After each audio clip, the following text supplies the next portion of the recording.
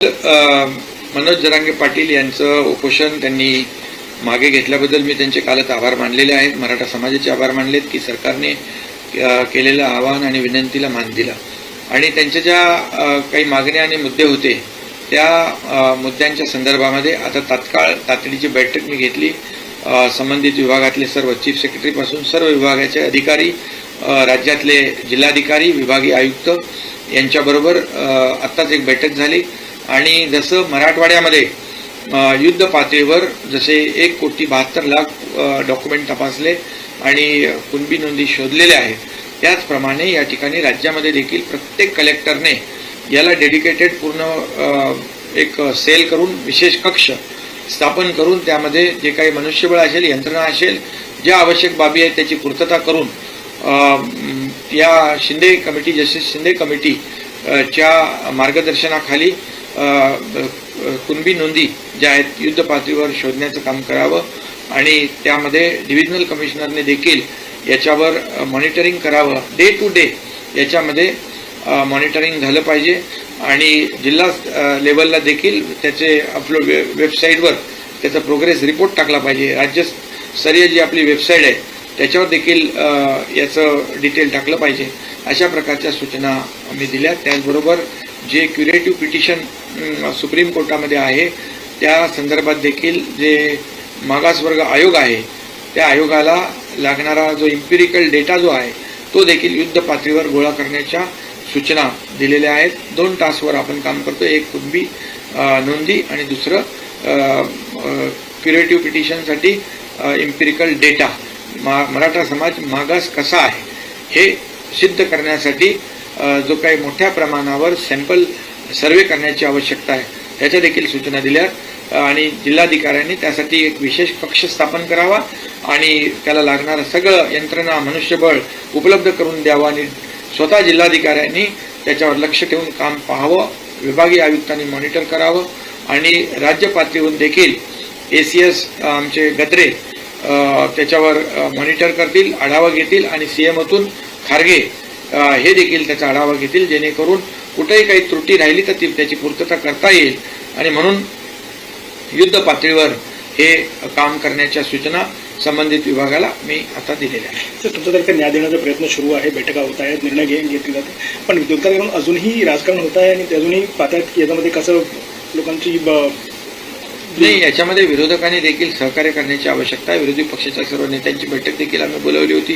त्यामध्ये त्यांनी देखील अगदी शरद पवारांपासून सगळे होते, काँग्रेसचे नेते होते आणि इतरही सर्व पक्षांचे नेते होते. सर्व पक्षीय बैठक बोलवली. त्याच्यामध्ये देखील मराठा समाजाला आरक्षण मिळालं पाहिजे, कायदेशीर आणि टिकणारं हे आरक्षण देण्यावर सगळ्यांचं एकमत झालं आणि राज्यात कायदा सुव्यवस्था, शांतता अबाधित राहिली पाहिजे यावर देखील सगळ्यांचं एकमत झालं. त्यामुळे नक्कीच यामध्ये मराठा समाजाला आरक्षण देण्यासाठी टिकणारं आणि कायद्याच्या चौकटीत बसणारं यासाठी सर्व माझी विनंती, आवाहन आहे की विरोधी पक्षाने देखील याला सहकार्य करण्याची आवश्यकता आहे आणि त्यांनी ते करावं.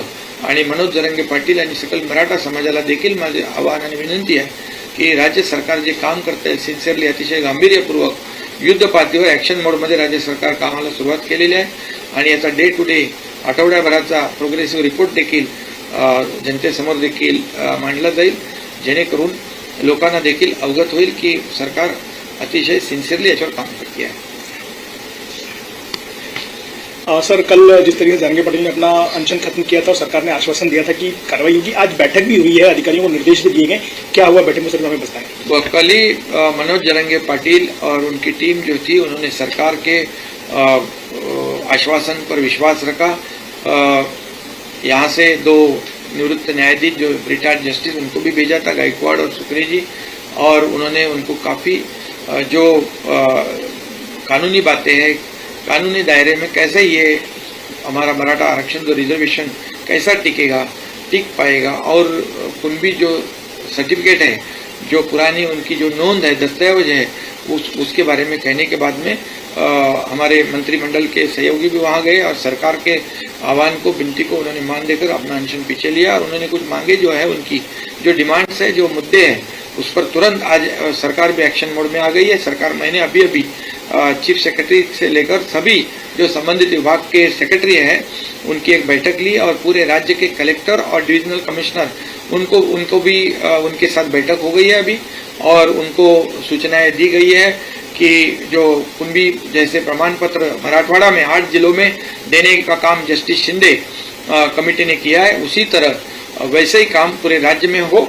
और इसलिए कलेक्टर को आदेशित किया है कि इसके लिए एक विशेष कक्ष बनाया जाए और उसका डे टू डे मॉनिटर हो, उसको यंत्रणा जो है, मैन पावर है, सब चीजें जो आवश्यक है उस सब देने का काम जिलाधिकारी के माध्यम से हो जाएगा।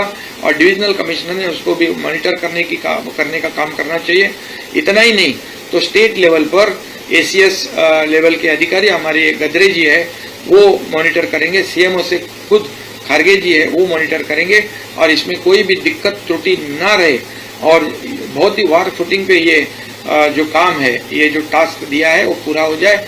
और इसलिए 2 लेवल पे काम कर रहे हैं। एक तो जैसे मराठवाड़ा में कुंभी सर्टिफिकेट जितने कागजात डॉक्यूमेंट एग्जामिन किए, उसी तरह पूरे रेस्ट ऑफ महाराष्ट्र में उसी तरह कामकाज कलेक्टर के लेवल पे, डिविजनल कमिश्नर के लेवल पे किया जाए, ताकि मराठा समाज को कुंभी जो पुरानी जो हमारे जीआर है उसके मुताबिक उनको फायदा मिले। इसलिए जीआर के मुताबिक जो कुंभी प्रमाण पत्र जो है, जो पुराने जो नोंद है, दस्तावेज है, उसको ढूंढकर ये सर्टिफिकेट देने का काम, डॉक्यूमेंट चेक करने का काम वार फुटिंग पे करे, ऐसे निर्देश दिए हैं और काम शुरू है। सर, ऑल पार्टी मीट में सारे ही दलों ने भरोसा जताया था कि सरकार के साथ मिलकर काम करेंगे, लेकिन जो टीका टिप्पणियां हो रही हैं बाहर से, उनको आप क्या कहना चाहेंगे? देखिए, मैं तो कहूंगा कि हम सरकार की नीयत साफ है। सरकार पूरी तरह, सरकार का इंटेंशन क्लियर है कि मराठा समाज को न्याय मिले और वो भी टिकाऊ हो और कानून के दायरे पे ये टिकना चाहिए, कानून के दायरे पर कंफर्म होना चाहिए।